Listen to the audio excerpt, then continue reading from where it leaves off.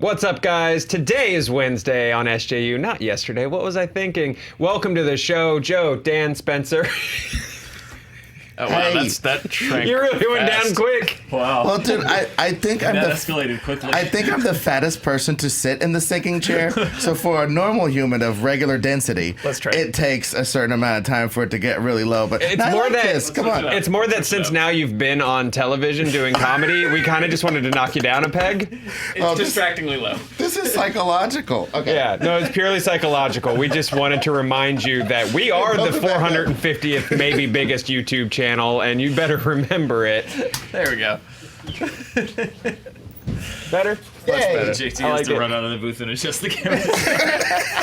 Joe, you know what I like? This wide shot. Yeah. Let's just stay in this Let's wide cruise shot. here for the Solid. whole thing. Let's just let this play out for a minute. By the way, guys, while we're at it, there's this weird spot on my knuckle, and I don't know if we can see it on camera, but I've just wanted to talk about it. I don't know if there's like a Zoom or like I have my own show. Okay. Well, guys, we're talking Ghost Rider and a whole slew of Marvel series, live action and animated alike, that are heading to Hulu. We're getting into the very exciting topic of mental health and movies and what it means for movies and characters and blah, blah, blah. And we've got a cool interview from the set of Longshot. Eric Goldman went and interviewed the cast. So that's going to be cool. Let's jump into all this Hulu news, because a lot of this was actually kind of surprising to me. Ghost Rider and other live-action Marvel series are coming to Hulu. This is via Deadline. I never noticed our lower third before. That looked fantastic. Shapes!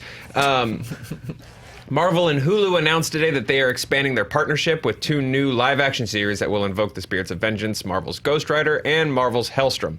Both are set to debut on the streaming platform in 2020. The Ghost Rider in the series will be Robbie Reyes, played by Gabriel Luna, who also played the character on Agents of S.H.I.E.L.D. He's confirmed on Twitter that he's back following the article sort of coming out in Variety, which was sort of interesting to me because I think S.H.I.E.L.D. is on its last season. It's the premiere's coming up here in a couple weeks. Of its final, so I'm surprised that they're spinning anything off, and whether any of that'll connect, and what that sort of means for those poor, hardworking folks at Agents of S.H.I.E.L.D. I think they said it's not. It's Ghost Rider, but not that Ghost Rider, but the same actor, but not the same character. Interesting. Okay. What? Wait. Yeah, it's the same guy playing Ghost Rider, but they're not. It's not the using same universe as same- Agents of S.H.I.E.L.D. Yeah, it's a different Oh, Ghost Yeah. Rider. good thing I wore my thinking cap. Yeah, that's how I met. That's very similar to how I met my dad. In an exclusive with Variety, sources stress that while it's the same, it would be a new iteration of the character with its own journey.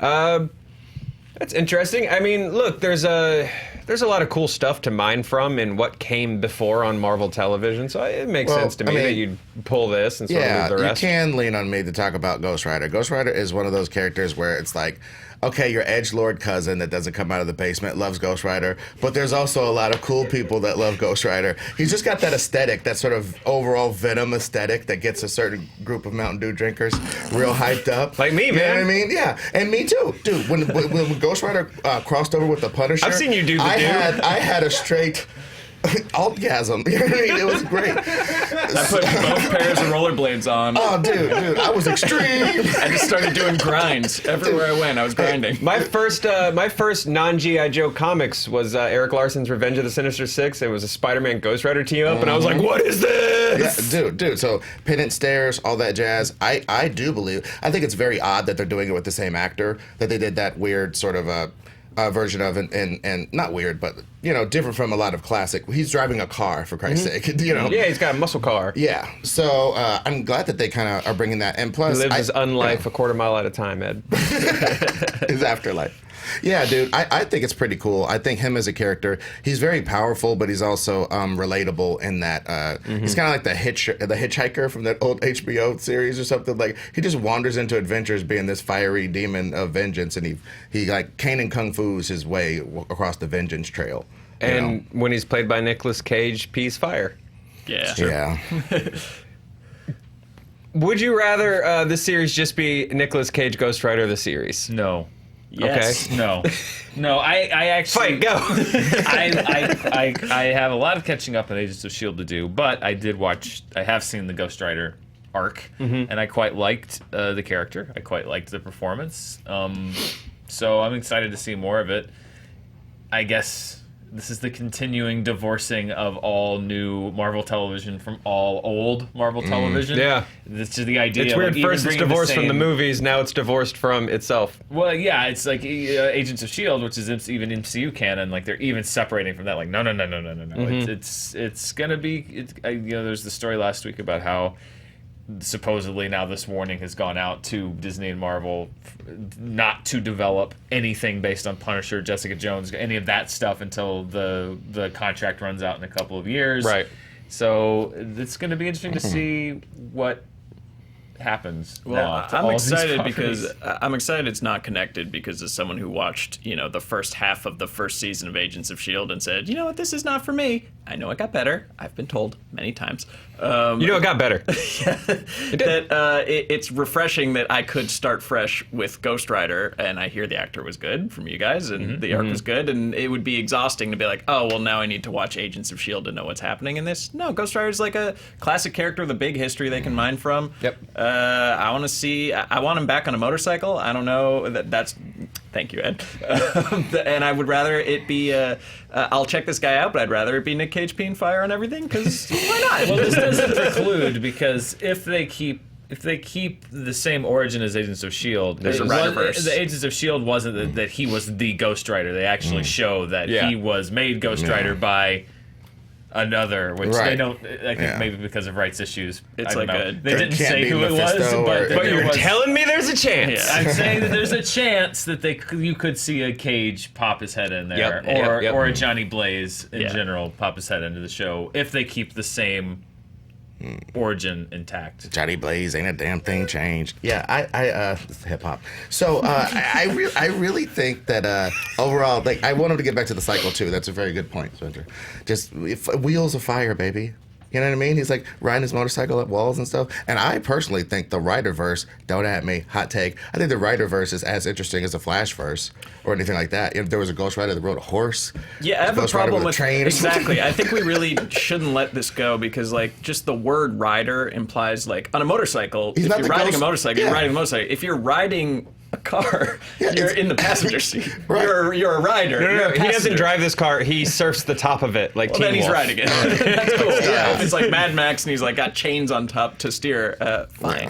to me, my ghostly charger. And then Leaps on. Ha! Ghost Surfer. I would also see Yeah, that yeah. with a flaming surfboard. Very specific region where he can fight the undead. oh yeah. Ghost bird. It's good. Besides that, Ghost Slime. That's good. Ghost line. Got his ghost credit He's got card. two of them, one on each leg. Like, He's got a flaming credit card. He's like swiping. He's like, Well, this sort of pairs up almost with the sort of developing story about Disney going after the remaining. Well, not the remaining, but not in its entirety, but most of the stake of Hulu. There's this. Sort of an in-progress story that we'll report on sort of once it's wrapped. But if things pan out the way they want, they'll own what, a 90%? 90%, 95%, something like that of Hulu, which essentially means they own it. Yeah. They'll have. They already have 60, I think, and they would own. As I fall forward, the chairs are fine. They would own the remaining almost all of Hulu. well, I went and So- sat in all these chairs. I ruined them in a distinct way. You three bears, Dust? Yeah, each in a distinct way. I ruined I had a bowl of porridge right here. It was too cold. Can we talk about Damon Hellstrom? I don't know that character, and I don't like him. And his like Damon Hellstrom. Honestly, bro, he was one of those dudes. He had like disco like collar. Yeah. You know what I mean? I remember that. And like no shirt, and he was like, "I'm the son of the devil." Yeah. So, yeah, it was just like like Alice Cooper's opening act type stuff. So I really didn't like that, but. In this iteration, they say Damon and Anna Hellstrom are the son and daughter of a mysterious and powerful serial killer. Satan? Who is the devil? Who is the devil? They don't write this. This isn't in the script, but it's in bold in my mind. This is the devil. So they're going to do their goofy Marvel version of the devil or Mephisto, or at least hint at it for a little while until they square up some rights or something. Mm-hmm. So I the rights think to the devil. the rights. I thought it was public domain. Hey, Pooh. The Morning Star is public domain. Mostly what gets me most excited about this is Spencer, before we started rolling, sang a really dope theme song a Hellstrom theme song, and that's really kind of what's going to I keep don't me remember going. what it was. It was just something cool like Damon Hellstrom, Son of the devil! yeah, son of the devil. They can't which I'm call him super into. Beelzebub because Universal owns those rights. Also, that's Yeah, what so- Wolverine would call the devil. That's pretty funny. I do what I can. Both of these series are co-productions with Marvel Television and ABC Signature Studios, and will join the upcoming season 3 of Marvel's Runaways, which is also pretty good. Hulu also recently announced adult animated series based on popular Marvel television characters, including Marvel's MODOK, Hitmonkey, Tigra and Dazzler, and Howard the Duck. All of these will culminate in a special event, Marvel's The Offenders. That's very Which- Mad Magazine of them. A little bit, yeah. What is this, Drek? You, the offenders. Blechman. Captain America. It also, You, Claude. Yeah, Iron Man. it also sounds like the name of a comedy tour, a bunch of guys that don't understand that they're mediocre at comedy put together. Oh, Like, dude, we're the yeah. offenders of comedy. Oh, you're gonna get offended. But if like Netflix has their choose your own adventure thing, if Hulu has like a fold in, you can hit a button and like the frame folds in to reveal a naughty joke. Yeah. Moves, yeah. Dan, what are you more excited about, MODOK or Howard the Duck? Well, the answer is obviously MODOK. Yeah. Big head and Tiny little legs. tiny little legs. Yeah, that's the obvious It answer. sounds fun. If they can do a Venture Brothers Marvel Oh, yeah. ripoff, that's great. Yeah, I'm actually pretty into that idea. The Offenders. Okay, cool. Oh, I'm interested, but nobody talked about this. I mean, you guys are going to get lit up in the chat. Nobody talked about Marvel's Tigra and Dazzler. That's cool. Number one, they don't really hang out like that. I don't know what the hell they're Yeah, that's a doing. very interesting pairing. That seems so weird. Just sounds good. Yeah, like Tigra, Dazzler. They're both in the there's- superhero unemployment line. Like, you in the X-Men right now? No, I got dropped off the roster. You an Avenger? No. Yeah, I'm just a like- tiger in a bikini. Yeah, Dazzler's just there holding her skates. She's just standing barefoot on the sidewalk holding her skates from the disco era. She has like an 80s bandana from the Chris Claremont days. It's just all this pastiche. As this all rolls out, Disney Plus, the Marvel Hulu shows, everything else. I said this to you guys yesterday, and I will say it again publicly. And I'm not talking about quality. I'm not saying these shows are going to be bad, but this is the peak, right here. It kind of feels like it, With right? Endgame and all of this stuff in development and all this Yeah. for me, as I'm looking at this whole thing, it's not to say that if they're gonna go bankrupt, it's all gonna be crap. Well, it's all garbage from here on out. But this is the peak. This is the peak, particularly for Marvel. Like yeah. maybe the highest grossing movie potentially of all time. It certainly has the shot at it. All of this stuff rolling out and develop, the voracious appetite for it. Like this is the peak, and everything else from here on out, it may do this. Hopefully it doesn't do that, but like I honestly do think that like this has been a meteoric 11-year descent, and we have reached the top. But Dan, what if Endgame also had all the X-Men and the Fantastic Four in it at the same time? No That would make it spoilers! so much better. Yeah, If there were more characters covering every inch of the screen. Just every inch of frame. No, we had a great conversation about this yesterday, and I truly believe that like the best thing that happened to the MCU was Marvel not having Spider-Man until Civil War. Because Spider-Man came into the story of the MCU at the perfect moment. He came in at the moment when he was needed in that storyline, or at least where they could organically add him into the storyline.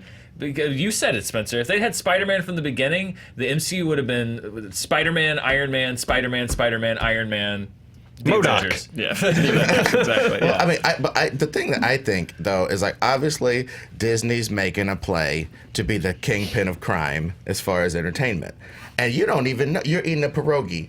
That's a kingpin pierogi, man. He put up the money for that restaurant. I don't support the kingpin. I've lost this metaphor. No, the point is they're the kingpin of crime of entertainment. They're trying to make it a play But what to about not be the pierogi was where I jumped off. Okay, I'm Pierogi saying- is MODOK. Yeah, Okay, who's the right, pierogi? right. There are people who are eating. These are going to be pierogies to some people. The hit monkey, all this kind of jazz. It's gonna What be if they were like, calzones? I don't. Damn it, a shawarma, whatever, to make it more Marvel centric. All I'm saying is, I just food metaphors is why the chair sank. What I'm saying is, I think that they're making a play to go, oh, we have all these IPs, and obviously some of them are great. The Iron Man, the Captain Americas, the this and that's, X-Men, things of this nature. They're super great. We can make serious, Oscar-winning movies around these things. And then we got this pile of dreck the people who were getting high in the 70s made up. Let's throw it out there. Who cares? Like, they sell Butterfinger bites. Those are pieces of Butterfinger that basically fell on the ground. And they put them in a bag. I didn't know that. And they sell them to people. I think we have to disclaim that. I don't want to get sued by Butterfinger. We have no evidence to support the claim that Butterfinger bites are pieces of Butterfinger that fell on the ground. I'm just saying, Dust it off, dunk it in chocolate again. you can I'm just saying you can That is the best food metaphor I've ever heard. Okay. You have these things laying around, and you can repurpose them and make the Butterfinger bites for people on Hulu, or you cannot. And I think it is evidence of their largesse and their peaking. Dan, to your point, I definitely think it's that. They have but complete and unfettered whatever they want right now. The joke used to be, you'll go see it if there's a raccoon in a tree. Yeah. And now look where we are. Yeah. You'll go see it if it's a monkey in a suit with a gun. or a sexy tiger lady. Hey, but you notice how they have divorced it a little bit. I bet you these characters don't ever really cross over with the main Marvel universe. No, they won't. Can be disposed. This is the disposable assassin of all these characters. You know what I'm saying? They can if they work out, great. If they don't, we threw a little money on the TV play and it didn't quite work out. We got our own streaming service. You know what I mean? It's such a great gamble because they're gambling with so much house money. They're Mark Cuban in your local card game. Because they're going to destroy you. They have enough money to play bad for a while. Outlast. And to Dan's point, they might play bad for a while, but it really won't matter. Yeah, and I think you're right with the Butterfinger stuff and everything. You know, even if I'm going to get fired. My friend was like, Do you have any other candy conspiracies? wait till I tell you about Dum Dums. well, it's just like, and look, I have no idea if any of these shows are going to be good. No, seriously, look it up. Oh God! Like Tintin used to Look eat at them. the original Abba Zaba wrapper, and then don't eat them anymore. But they're really good. It's the Chick-fil-A of candy. I donate $1 to Glad every time I dunk into my Polynesian sauce. It's like I can't separate this from my life. If you know any bad ally. If you know any garbage about Bazooka Joe, you keep that crap to yourself. I don't want to hear it. He's actually got a series on Disney Plus coming up about Bazooka Joe. Dude, no, Bazooka Joe did a Playboy interview. He's on and he recently resurfaced on Twitter. No, he's on Crackle via Chicken Soup for the Soul, the Bazooka Joe version. He's been rebooted for the Bazooka Joe Rogan podcast. Oh boy! Just talk to Elon Musk. What do you know about ayahuasca? All right, now, Mr. Peterson, what do you mean we should clean our rooms? Anyway, Chaos is a ladder. The feminine chaos agent in Bazooka Joe. I'm sorry if you're offended. Okay. All right, guys, stop it. Okay, we gotta stop this. Oh. Yeah. Where were we? I'm going to tell everyone about how we're Fandom Entertainment. Oh yeah. Hey guys, Screen Junkies News is now Fandom Entertainment. You know that, and you also know from what just happened that nothing has really changed. A fresh coat of paint on the same weird house, including this show every morning. This is SJU, Screen Junkies Universe. It's morning talk, but whatever it is that you just watched. A lot of cool videos coming out this week. We've got Watching Thrones every Monday. Well, Game of Thrones is going on. I'm pretty sure we probably have an Endgame video every day for the next 4 years. So we've got a lot of Endgame stuff coming out. Ride that wave. Oh god, we gotta ride that wave. We've got the hour-long spoiler talk that we did, so you can kick off with that if you want Endgame stuff. Burning Questions, where Danielle and Eric Goldman answered some weird, questions and little loophole-y things they sort of want figured out after seeing the movie. We've also got some cool fandom articles for you guys to check out in the description. That team is doing some really, really cool work, so make sure you check it out. There's Lon Harris interviewed a scientist who broke down the actual science of the snap. who it would affect, who it wouldn't, what implications would it actually have. There's a ton of really cool stuff in there, including discovering how quickly the bacteria in your gut reproduce. Pretty fast. Pretty fast, as it turns out. You snap them, they're back in 20 minutes. Isn't that weird? Suck it, Thanos. Bacteria can never die. So make sure you like and subscribe. Hey guys, let's not talk about Marvel for a minute. Bam! Story number 2, it is May is Mental Health Awareness Month. The National Alliance on Mental Illness has published yearly blogs where they talk about some of the outstanding films that address mental health. In the list, they include films like The Aviator, Still Alice, Manchester by the Sea, A Beautiful Mind, Silver Linings Playbook, The Perks of Being a Wallflower, and Inside Out. Laura Greenstein, via their website, said, "It's becoming increasingly more common for Hollywood to highlight mental health conditions in films because mental illness affects millions of Americans, and it's an extremely relatable theme. Sometimes these movies show mental illness in a way that is inaccurate or stigmatizing. For those in the business that don't have lived experience, it can be difficult to depict." So we kind of wanted to jump into this a little. We like to talk about some real life stuff on these shows sometimes. This is no different. I feel like this is an important cause, an important month.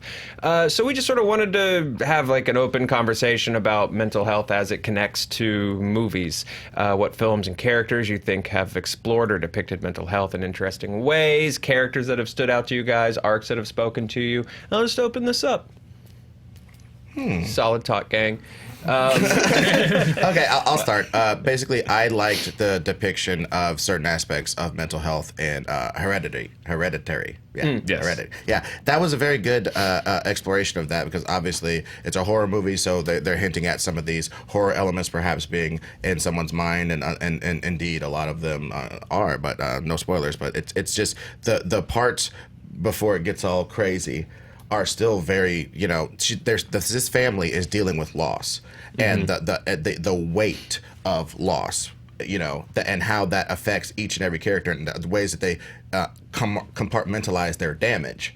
And when you shunt your damage down, sometimes it goes to weird places and makes you do different stuff. So it's showing like the effects of loss on a whole family and the depression, anxiety over these things, So I thought that was a really respectful.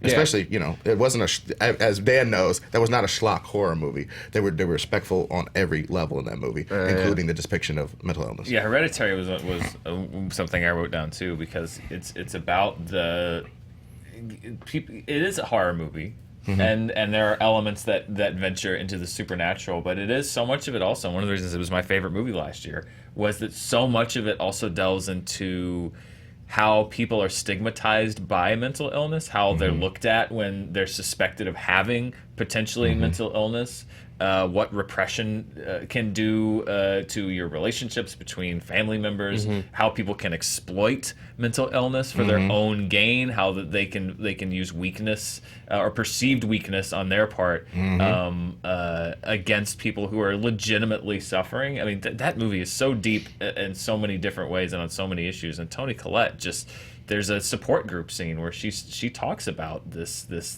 weight that lies on her of have this thing being in her family, and she, the unspoken thing being the worry that she may carry this, that she worries that but also seeing this external pressure that's being put on her, the blame and the guilt, and to what degree is that her fault, to what degree is that mental illness in her family. I mean, there's so much going on, and it's such a discussion, and most people are just like, yeah, but they look at the last hour or last 30 minutes and they say like, but nothing, none of that matters. But I agree, like that is just a very raw portrait of what the tragically devastating side of it. And I like that they also mentioned Inside Out. Inside Out is my favorite Pixar movie, largely because, and I think it's important to teach these, it's not teaching, but to expose a younger audience to ideas like it's okay to be sad. That's not something you should run from. That's not something that should be pushed down inside. Yeah. That sadness is it's part of being alive, and sadness can also be mixed with happiness, and you can be both things, and that's all right. Like that movie is so, again, deeper than people give it credit for. Yes, it's got Lewis Black.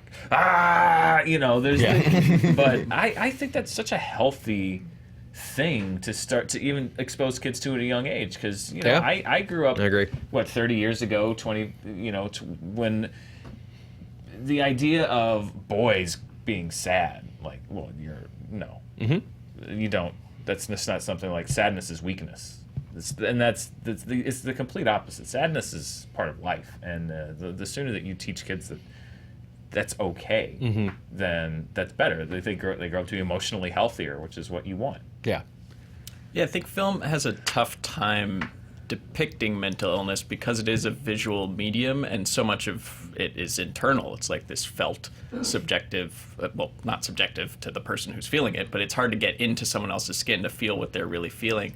So I think films like Inside Out do a really good job of like visualizing it and like externalizing it and giving it things that are understandable to people who aren't suffering through this stuff. And a movie that was a lot like that to me was, I don't know if you guys ever saw Melancholia, the Lars von Trier movie. No. It's definitely, well, you can read it a lot of different ways. To me, it's like very clearly about depression and clinical depression, where this woman is suffering through a life that seems okay on the outside, but doesn't really make her happy or make her satisfied. And the thing that kind of, and then an asteroid starts heading towards Earth, or like a giant celestial object is coming towards Earth, and like the end of the world is coming, and like she seems like very well suited to that situation while everybody else falls apart around her. And it's this way, it's a deeper movie than that, but it's a way of kind of visualizing, like, if you're living with depression, you're living with just like the looming destruction of everything and meaninglessness of anything you do. It doesn't matter, this thing is coming towards you, and we're all gonna die. You've started to become comfortable with it. Yeah, like that, and it's just a really brilliant way, I think, of showing the horror and just a really interesting angle on what it's like to live with that, as she kind of placidly accepts, like, she's been living with that asteroid her entire life, even if it wasn't there,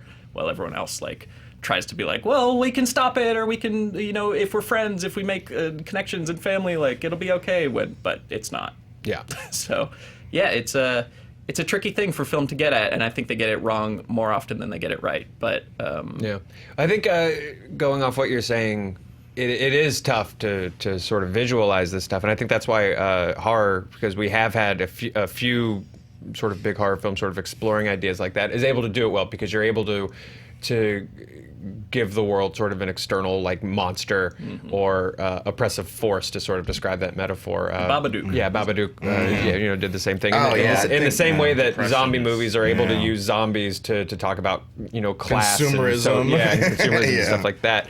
Horror has really been able to sort of externalize depression with, creepy book monsters that wear hats. Well, it's also one of those things. I think we're getting more. I think we're getting more into the process of how something becomes anything. I think we're, as a culture, more interested in that. When I just did a discussion on my podcast about Michael Myers. Somebody brought that as like their nerd goat. And we're like, how are you going to talk about this? But in that era, it was almost like the unknowableness of his psychopathy, was like interesting. But you noticed that when they rebooted it, we had to get a bunch of stories, a bunch of explanation about what kind of trauma, because now we know that heavy impacts on as far as psychopathy, heavy impacts, early trauma. That's a combo that'll get you into that pretty quickly. And over, we see it in prison populations. Their stories are very, very much the same. So we have to explore that now. Yeah. We're much more interested in what makes the villain, whereas in Halloween, which is a great movie, and John Carpenter's a genius, but the head psychologist goes, hey, you can't reach him. He's just crazy. He's evil. He's evil. Yeah, he's just evil. A psychologist called somebody just well, he was evil. not a good. Yeah, he was a very, very bad doctor. His job. So we've come quite a long. I'm just saying, we've come quite a long way, baby. Virginia Slims, from that. You know what I mean? No, I agree. And sort of going off that idea of sort of childhood trauma and stuff like that, at the risk of getting eye rolls at the table, I'm going to bring up Cobra Kai, man. It's... what if I was like, I'm going to bring up Bloodsport?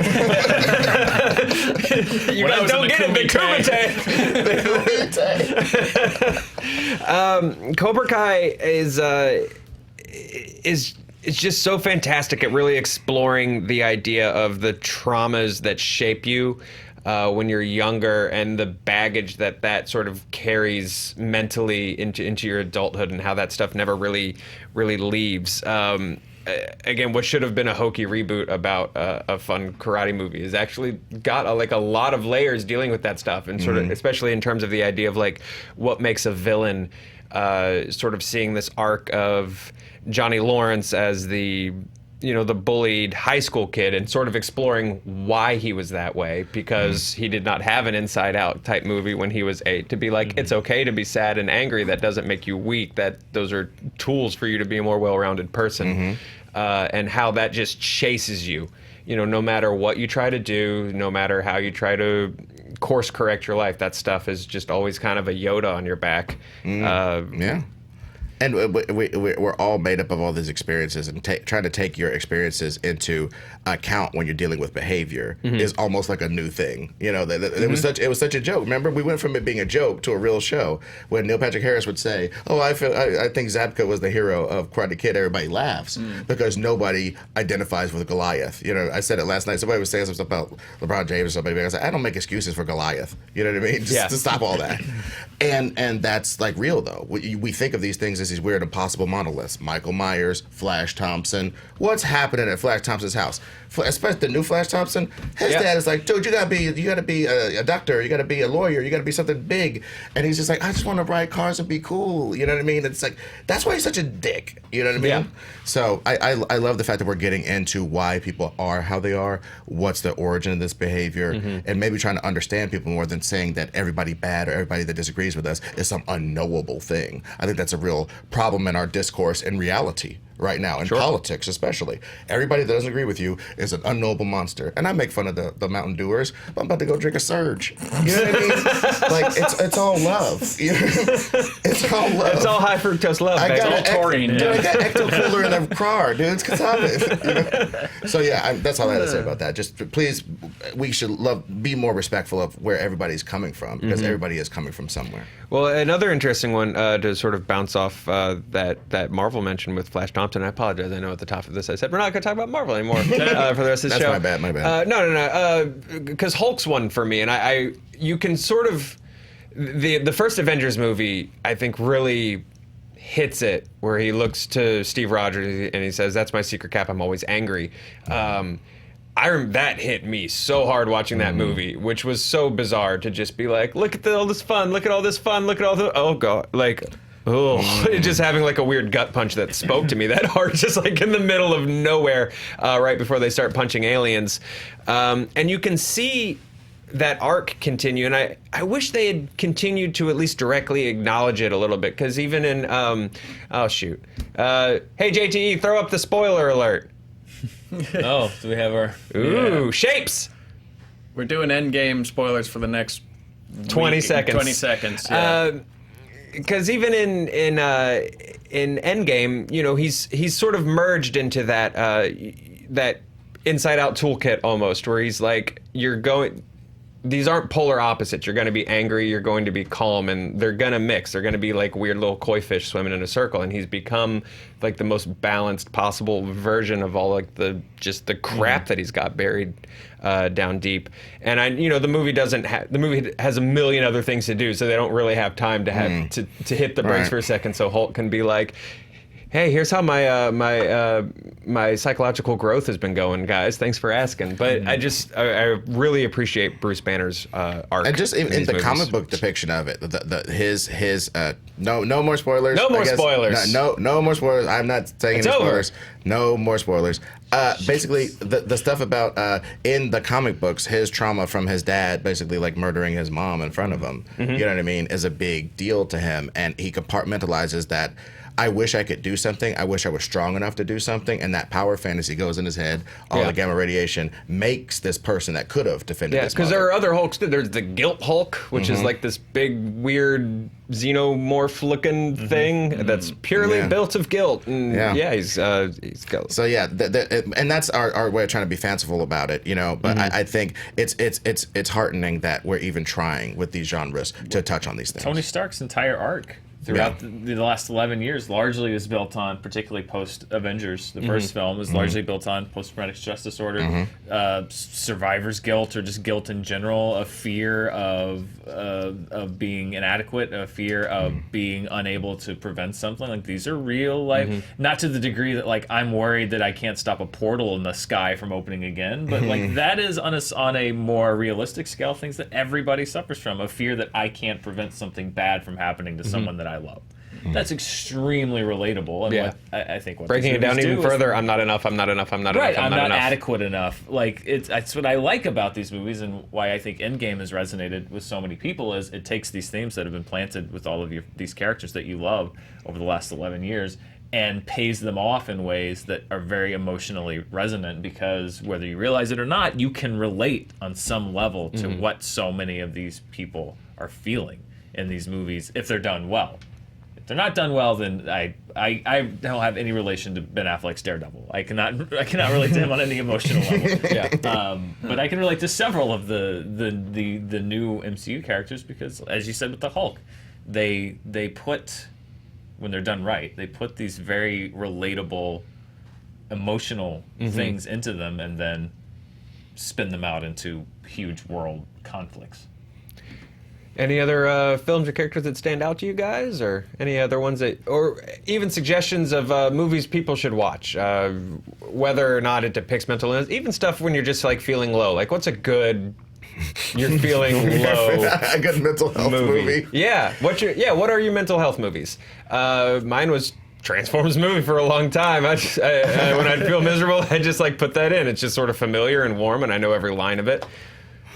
And the Stan Bush soundtrack pumps you up, man.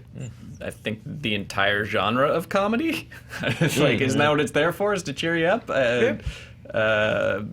Probably Step Brothers. Don't think too hard. Anchorman. Oh, you know what? Pop Star. Never stopping. That is a mental health movie. Boom, gauntlet laid. That you watch that, you can't be sad. That's right. And that movie deals with depression. No spoilers, but that movie, there's a point where he deals with depression, of being like, oh man, I'm kind of over, I'm whack, and all this kind of stuff, and how somebody overcomes being whack.